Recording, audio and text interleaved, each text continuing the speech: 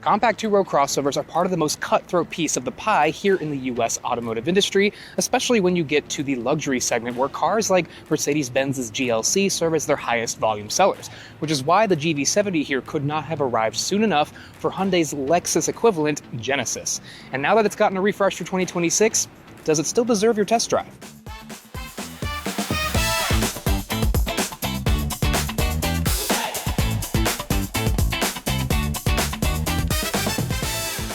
The GV70 is the brand's gas or electric compact two-row crossover SUV, riding on the same platform as the compact G70 sedan, which is still available for sale in its inaugural generation.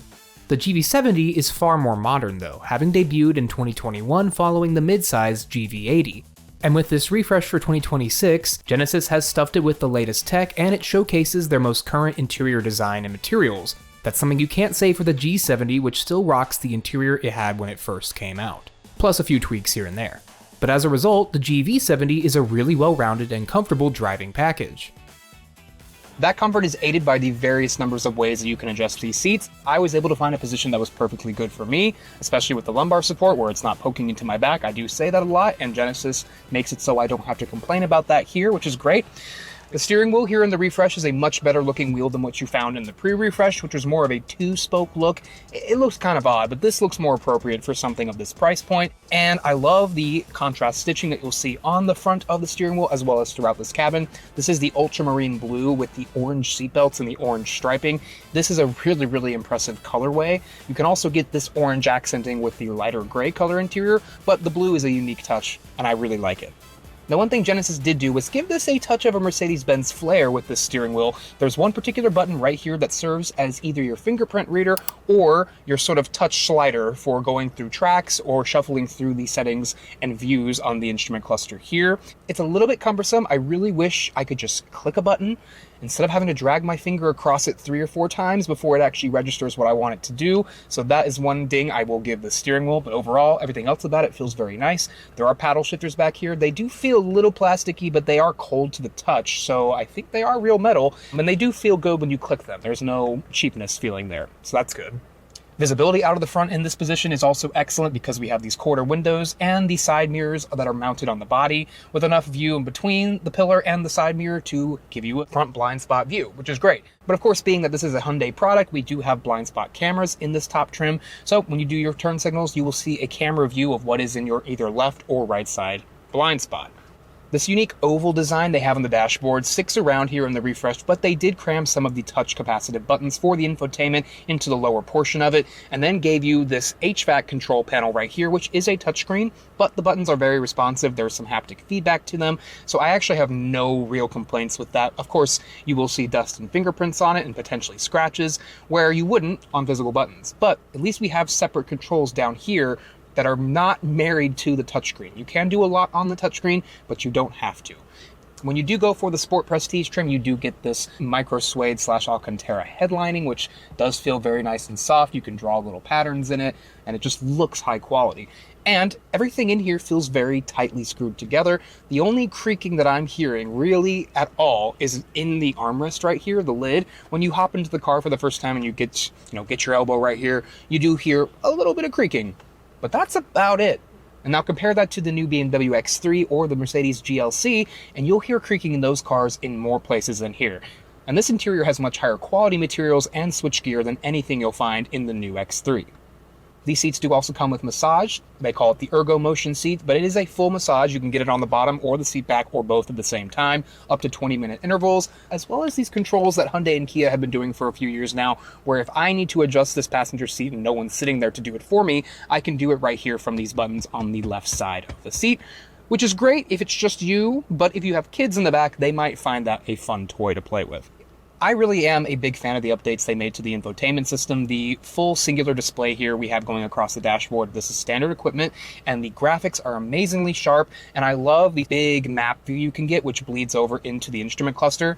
I currently have it on that setting. It's just cool to be able to get a 3D bird's eye view all the way over into your instrument cluster.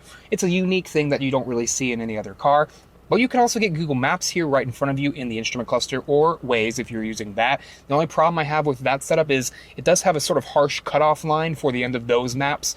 Once you get past the middle of the display, it's just a hard cut, and then your actual infotainment user interface over there on the right. I wish they had made that a little bit more elegant, because when it's the native maps, it is beautiful. There's a ton of ambient light colors you can choose from to spice up the interior here, but this is not going to be as impressive as the lighting you'll find in any Mercedes-Benz product, where those cars can basically become nightclubs on wheels. This is a little bit more subdued than that, but it is still very elegant, especially when it's nighttime and you can see it all in action. It's still very, very nice, and I love it. Now, if you're looking for the most soft and supple leather in this segment, even though this is Napa, I would say it's a little bit firm. This is a complaint that some people have had as well about Genesis interiors, where they offer Napa leather and you expect that Napa leather to be buttery soft and a little bit squishy.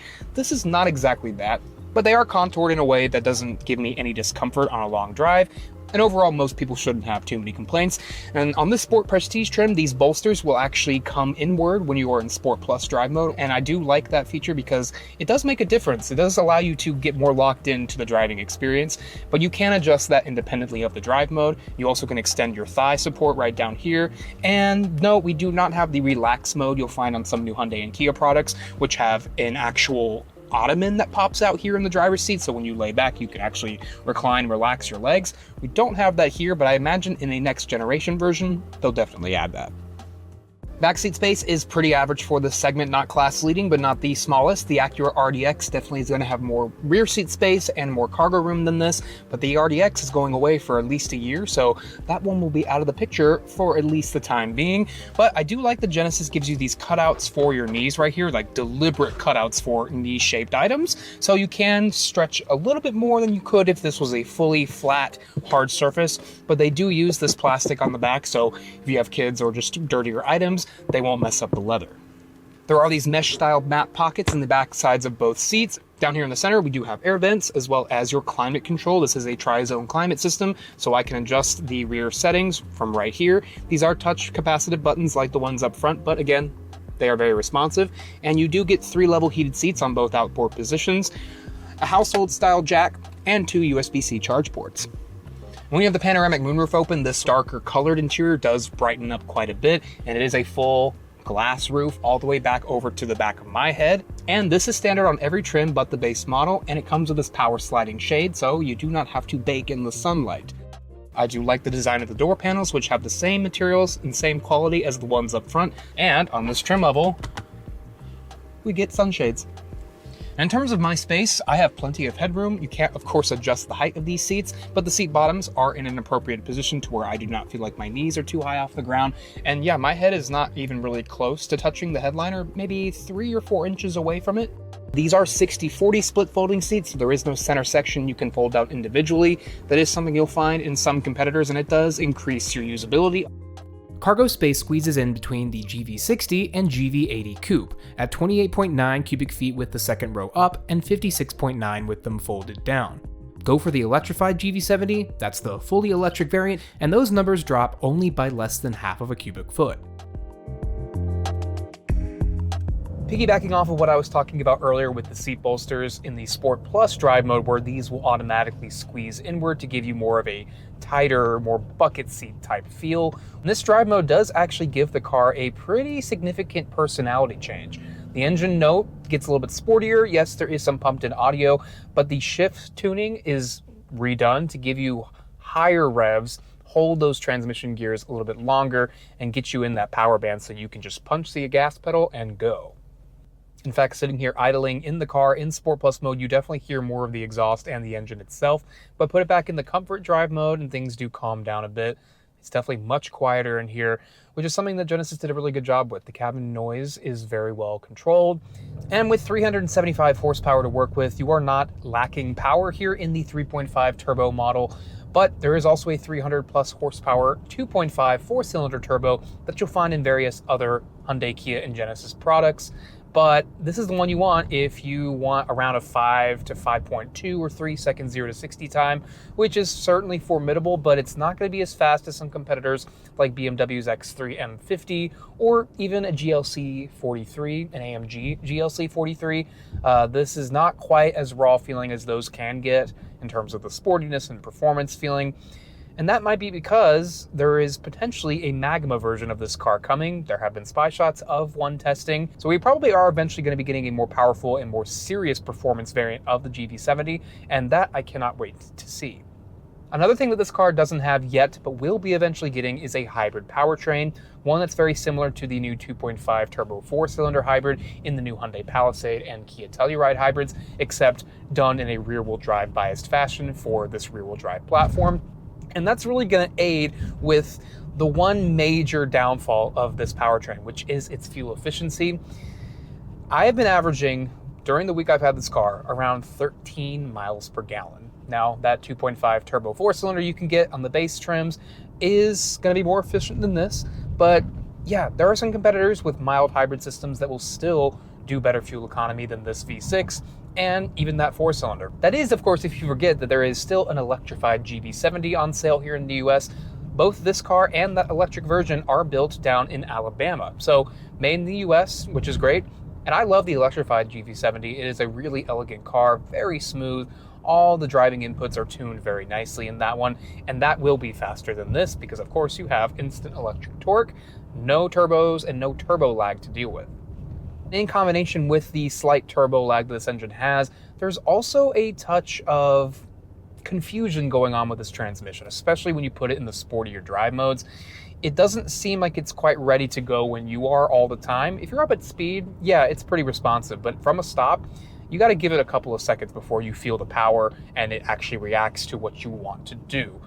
In terms of ride quality, there is a system on this top trim that allows the car to read the road ahead and adjust the damping of the springs on demand. So smooth roads are really nice and soft to ride over. In comfort mode, this is a very comfortable long distance cruiser, but then you put it in a Sport or Sport Plus and the shocks do seem a little bit more firm and the ride quality does get a little bit sportier, but not to a point where you're gonna be uncomfortable or you're gonna wake up the kids in the back seat.